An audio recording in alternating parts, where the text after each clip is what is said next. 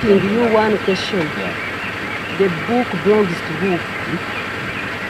Who is the owner of this book?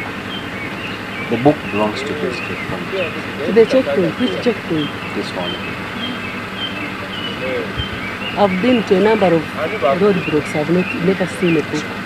And I'm not your visitor. I know the book I'm going to sign. It is fine, madam. The visitor's book is in the house. I will sign the visitor's book in the house. I'm not your visitor.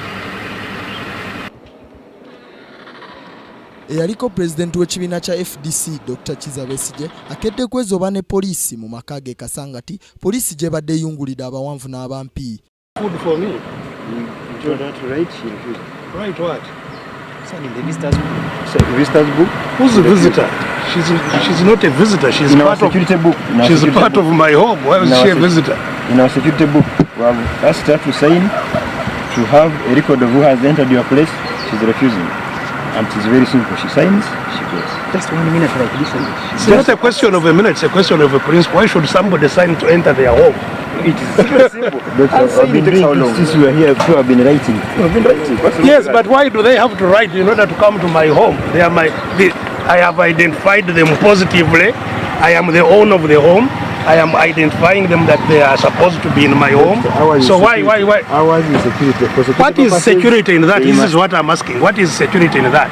If I have positively identified somebody that this is my person of my home.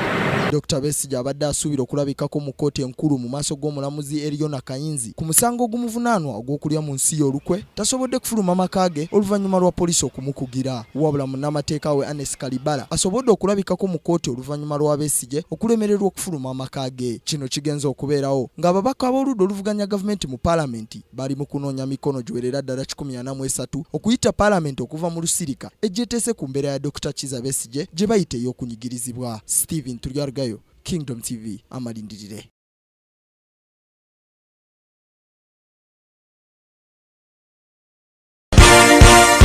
This is Kingdom TV.